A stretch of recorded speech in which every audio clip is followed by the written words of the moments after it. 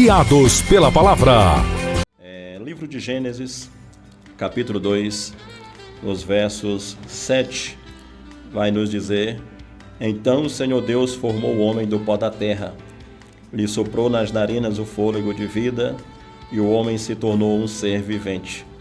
Versículo 8: E o Senhor Deus plantou um jardim no Éden, na direção do Oriente, e pôs nele o homem que havia formado. O versículo de número 15 do mesmo capítulo 2 de Gênesis diz: O Senhor Deus tomou o homem e o colocou no jardim do Éden para o cultivar e o guardar. O livro de Gênesis, como é do conhecimento de todos, ele trata das primeiras coisas. Nós vemos nos capítulos iniciais quando Deus cria as coisas, quando Deus forma o homem, Deus forma ali o primeiro casal. Nós podemos ver ali, nós podemos assim dizer, Deus celebrando o primeiro casamento, a primeira união matrimonial. No entanto, o que eu gostaria de chamar a sua atenção, nesses versículos que nós lemos, os versículos 7, 8 e 15 do capítulo 2 de Gênesis, é que Deus, ao formar o homem, a terra estava recém-povoada, por assim dizer, como se nós, usando, claro, uma figura de linguagem, uma figura de uma força de expressão, a terra estava novinha, e o primeiro morador humano da terra, Adão. E há uma curiosidade no que diz respeito à criação da terra, porque quando nós vemos a partir do capítulo 3, quando o homem desobedece a Deus, Deus vai dizer para Adão que a terra será amaldiçoada por sua causa e ela produzirá cardos e espinhos. E quando nós olhamos para esse texto, e depois da desobediência de Adão, Deus diz que a terra produzirá espinhos, eu posso subentender da leitura em foco que antes do pecado cometido por Adão, antes da desobediência do homem, sequer espinho tinha entre as árvores, entre as plantas da terra. Então, aí eu já quero falar diretamente, principalmente às mulheres que gostam de cultivar rosa. Se lhe dá prazer, lhe dá alegria cultivar uma roseira, apesar dos espinhos que ela tem, agora imagina antes do pecado, quando não tinha esses espinhos, né? Então eu posso entender a partir desse texto. Mas Deus, ao formar o homem, mesmo a terra estando ainda em um estado de perfeição, a Bíblia Sagrada vai nos dizer no versículo 8 que Deus, ele planta um jardim no Éden para colocar o homem. E é nesse jardim, no Éden, que Deus coloca o primeiro homem e a primeira mulher.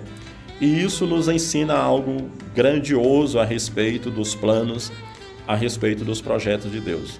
Isso nos mostra que Deus, ele quer sempre, desde o começo, ele sempre quis o melhor para o homem. Ele sempre quis o melhor para a família. E o propósito de Deus, o desejo de Deus sempre foi que o homem, que a mulher, que o ambiente familiar fosse o mais agradável, o mais pacífico possível. E que o homem continuasse confiando no seu cuidado, confiando na sua provisão, confiando nas suas orientações e vivessem uma vida de abundância, vivesse uma vida de paz, uma vida de harmonia. Então Deus planta um jardim e nesse jardim Deus põe o homem. E no versículo de número 15, que nós lemos aqui do capítulo 2, vai dizer que Deus tomou o homem e colocou o homem no jardim, e Deus deu uma dupla ordem para o homem. Deus coloca o homem no jardim e diz a palavra que Deus ordenou para o homem cultivar e guardar.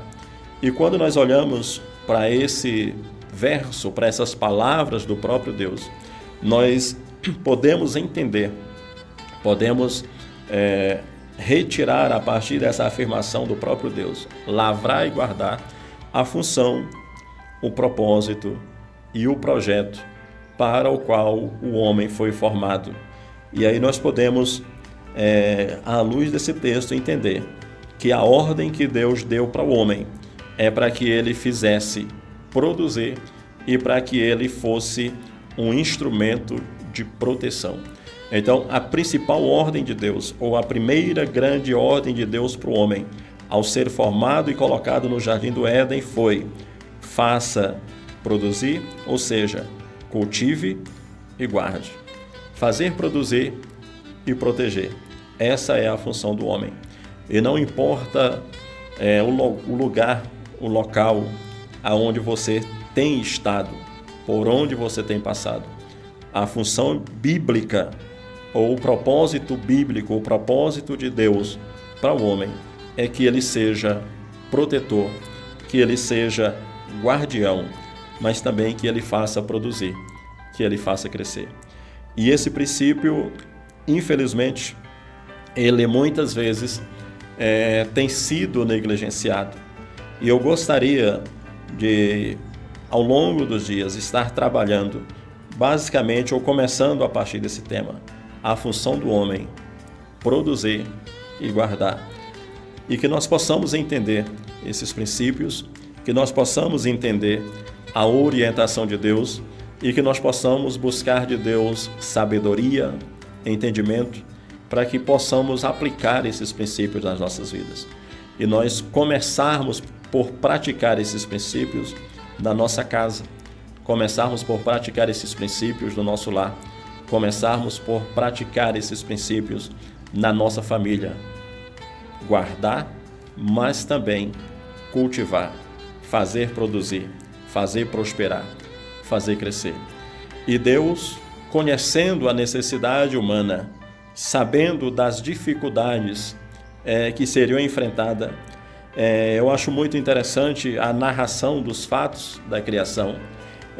Quando nós vemos no capítulo 1 de Gênesis, todas as coisas que Deus fez. E se você acompanhar aí na sua Bíblia a leitura do primeiro capítulo do livro de Gênesis, você vai ver que em todas as coisas que Deus fez, Deus olha, a Bíblia vai dizer: e viu Deus que era bom. Outras expressões, outra vez, e viu Deus que era muito bom. No entanto, quando Deus forma o homem, Deus olha para esta criatura, Deus olha para esta sua criação e ele vê que está incompleto. Ele vê que precisa de uma melhoria, precisa de um aperfeiçoamento. E quando, apesar de que todas as coisas que Deus fez, ele diz: e viu Deus que era bom. Quando Deus forma o homem, a Bíblia diz que Deus, ao observar, ao olhar, e viu Deus que não era bom que o homem estivesse só. E como não era bom que o homem estivesse só, a Bíblia vai dizer que Deus forma da costela uma mulher para ser a sua companheira. E nas próprias palavras de Adão, e o que ele se refere à mulher, ele diz: essa será a minha companheira, essa será a ajudadora, porque este era o propósito de Deus, formar a mulher para que pudesse ajudar o homem. Então nós vemos, a partir dessa leitura inicial do livro de Gênesis, o propósito, o projeto de Deus para a humanidade, começando a ser desenhado, começando a ser articulado através das suas orientações. O homem com a responsabilidade de fazer produzir, com a responsabilidade de proteger, e a mulher com a responsabilidade de ser a ajudadora, de ser a auxiliadora do homem. E o que me chama a atenção, quando nós vamos estudar a Bíblia Sagrada, quando nós vamos olhar com mais detalhe, quando nós vamos olhar com mais profundidade o significado das palavras, é que a Bíblia faz questão de relatar que não era uma ajudadora qualquer, mas a Bíblia faz questão de dizer uma ajudadora que lhe seja idônea, uma ajudadora que lhe seja capaz, uma ajudadora que seja competente. Então, não é uma ajudadora qualquer, mas uma ajudadora que seja idônea, que seja capaz de ajudá-lo. E, no entanto, o que nós temos observado algumas vezes é que muitas vezes, ao entrar no relacionamento conjugal, marido e mulher, ao invés de entenderem esse propósito de Deus, esse propósito mútuo de auxílio, de ajuda, de crescimento e proteção. A maioria das vezes começa uma espécie de competição, aonde cada um busca o seu próprio interesse, aonde cada um busca os seus próprios objetivos, aonde os dois que eram para estar alinhados em um mesmo propósito começam a batalhar em propósitos diferentes. E a Bíblia Sagrada, ela nos mostra aonde isso vai acontecer, porque a Bíblia vai dizer que dois não andarão juntos se não estiverem de acordo. Pensamentos diferentes se completam, propósitos diferentes se dividem.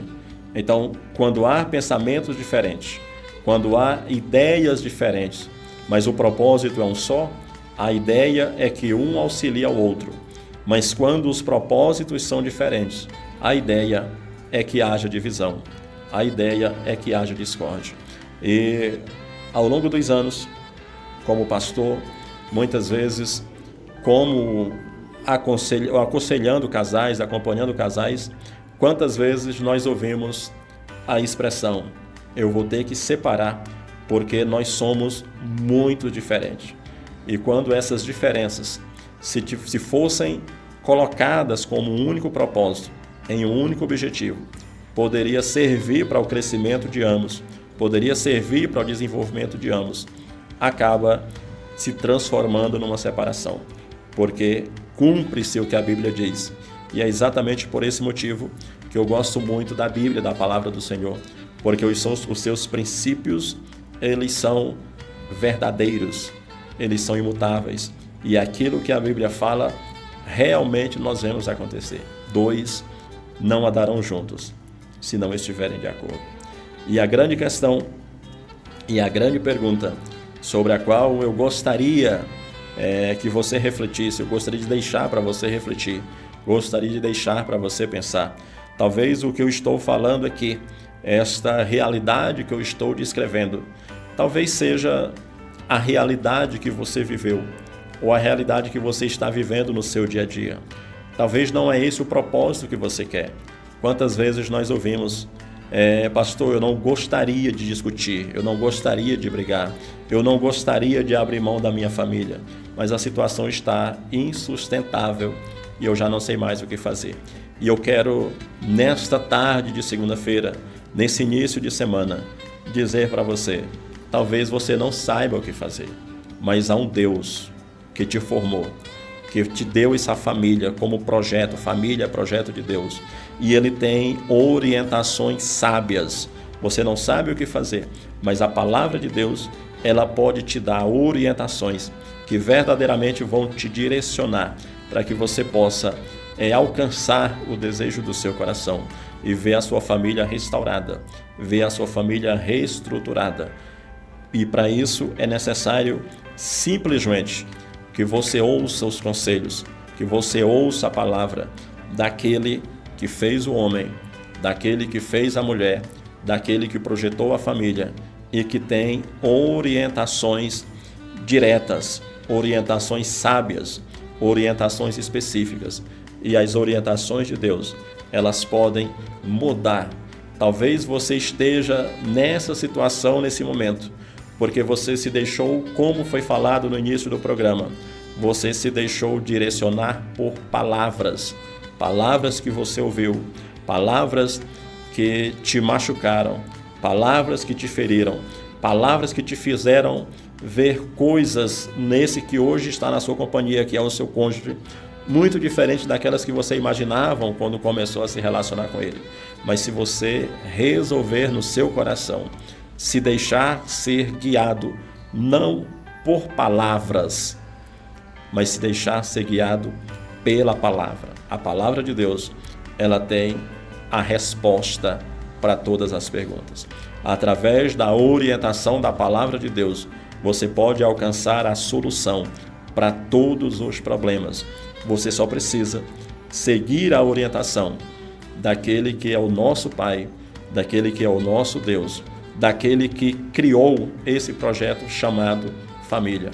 E pode ter certeza, o Deus que criou esse projeto, o Deus que idealizou esse projeto tão maravilhoso, Ele tem a solução para todos os problemas que possam surgir como defeito ao longo da funcionalidade.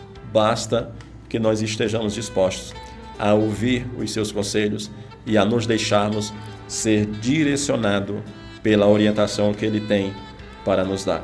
Então eu gostaria de deixar para você nessa tarde, nós estamos chegando ao final do programa, mas eu gostaria de deixar essa reflexão.